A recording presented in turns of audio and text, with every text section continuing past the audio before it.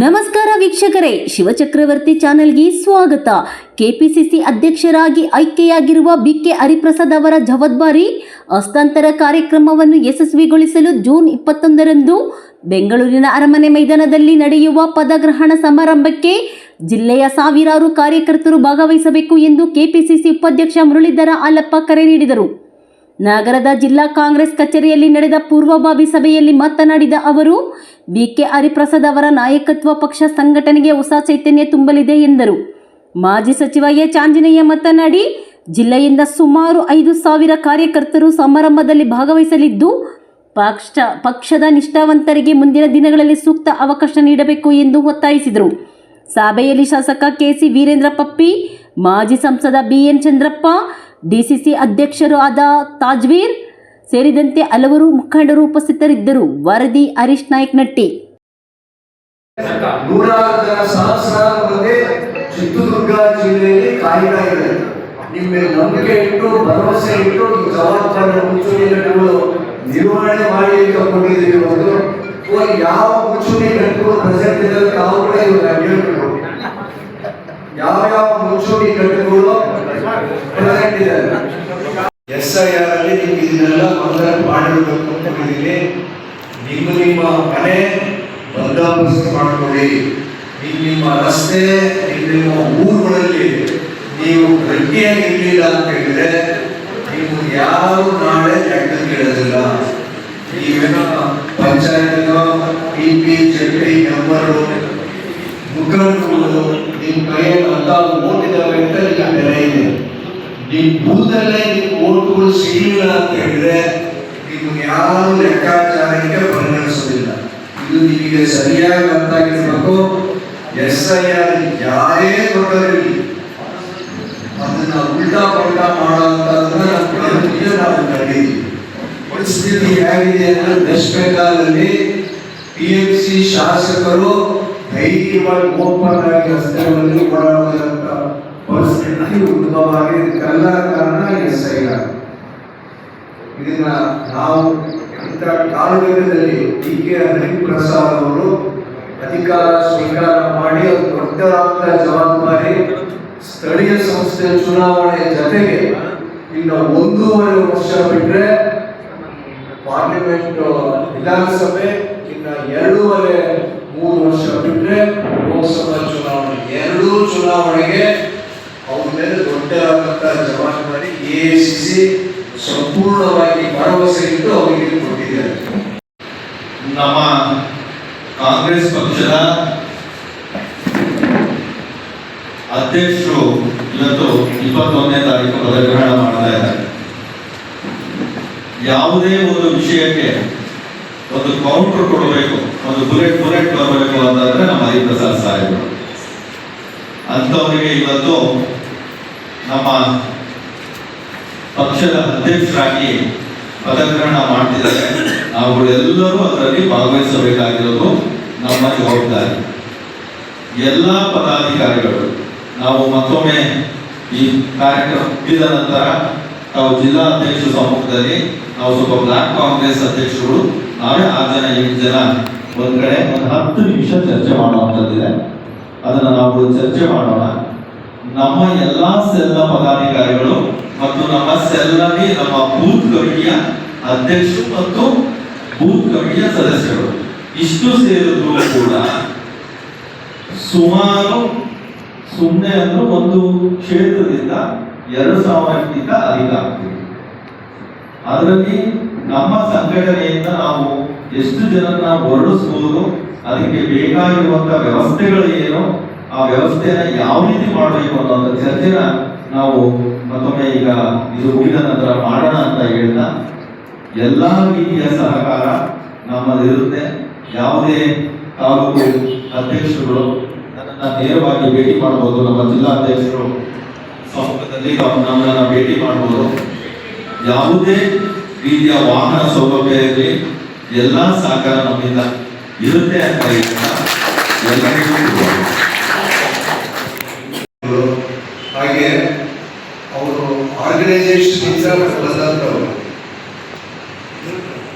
ಪಕ್ಷದ ಸಂಘಟನೆಯಿಂದ ತಾವೆಲ್ಲರೂ ಅರ್ಥ ಮಾಡಿದ್ರೆ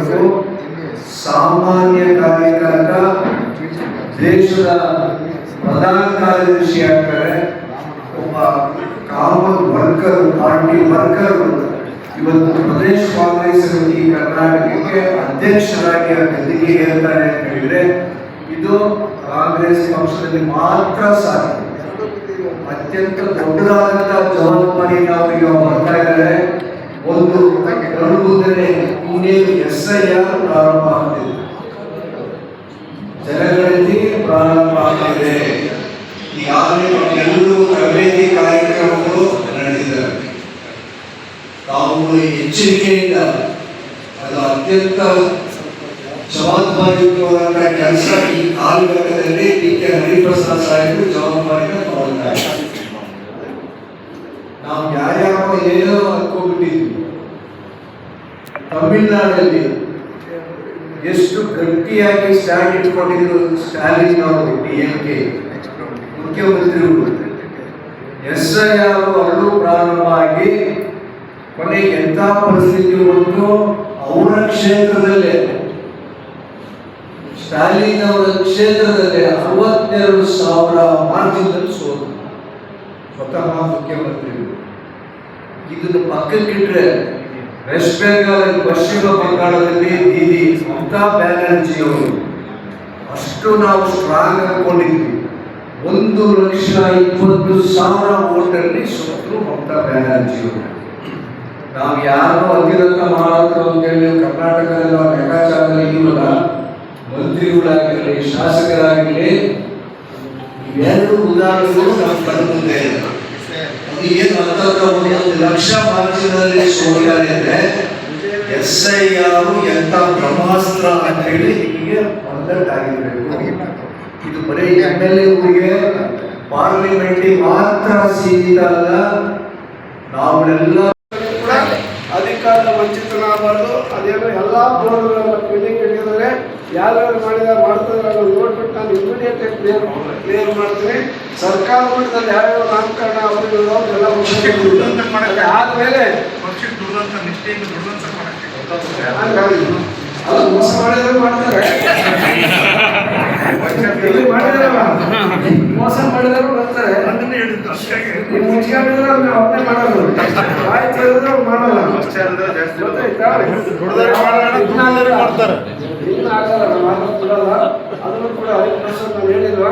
ಕಾಂಗ್ರೆಸ್ ಕಾರ್ಯಕರ್ತರ ಕಾವಲುಗಾರರಲ್ಲಿ ಅವರ ಹಿತಾಸಕ್ತಿಯನ್ನು ಕಾಪಾಡ್ತಕ್ಕಂಥದ್ದು ಕರೆಕ್ಟಾದ ಪಕ್ಷದೇ ಒಂದು ಇದಿತ್ತು. ಅವ್ರು ಏನಾರ ಮಾತಾಡಬೇಕು ಅಂತಂದ್ರೆ ಸರ್ಕಾರಕ್ಕೆ ಒಂದು ಅಂಕುಶ ಹಾಕ್ಬೇಕಂದ್ರೆ ಆ ಮಟ್ಟದ ನಾಯಕರು ಬೇಕಾಗಿತ್ತು. ಏನಾದ್ರು ಹೆಚ್ಚು ಇದು ಮಾಡಿ ಸರಿಯಲ್ಲ ಅಂತ ಬೇಕಾಯ್ತಲ್ಲ, ಅದು ಎಲ್ಲ ಶಕ್ತಿ ಕೂಡ ಅವ್ರಿಗೆ ಹೈಕಮಾಂಡ್ ಅಂತವರು ಸಮರ್ಥನ ಈ ರಾಜ್ಯದ ಕಾಂಗ್ರೆಸ್ಸಿನ ಅಧ್ಯಕ್ಷರನ್ನು ಮಾಡಿದ್ದಾರೆ. ನಮಗೆಲ್ಲ ಬಹಳ ಸಂತೋಷ ಆಗಿದೆ ಅಂತ ಮಾತನ್ನು ಹೇಳಿ ನಾವು ಎಲ್ಲರೂ ಸೇರ್ಕೊಂಡು ಹೋಗೋಣ. ಬೇಕಾದಷ್ಟು ಜನ ನಾಯಕರು ವರ್ಷಕ್ಕೋಸ್ಕರ ಅವ್ರದ್ದೇ ಆದಂಥ ತ್ಯಾಗ ಮಾಡಿದ್ದಾರೆ, ಅವ್ರದ್ದೇ ಆದಂಥ ಎಲ್ಲ ಕೆಲಸ ಭಕ್ಷ್ಯ ದುಡಿದಂಥವ್ರಿದ್ದಾರೆ. ಅವ್ರು ಎಲ್ಲರಿಗೂ ಸ್ಥಾನವನ್ನು ಬರೀಬೇಕು ಅನ್ನೋದು ನಮ್ಮ ಅಭಿಲಾಷೆ, ನಾಡುಗಳ ಅಭಿಲಾಷೆ. ಎಲ್ಲರೂ ಕೂಡ ಮಾಡೋಣ ಅಂತಕ್ಕಂಥ ಮಾತನ್ನು ಈ ಸಂದರ್ಭದಲ್ಲಿ ಹೇಳಿ ನಾನು ಒಂದು ಸಭೆ ಇದೆ ಬೆಂಗಳೂರಿನಲ್ಲಿ.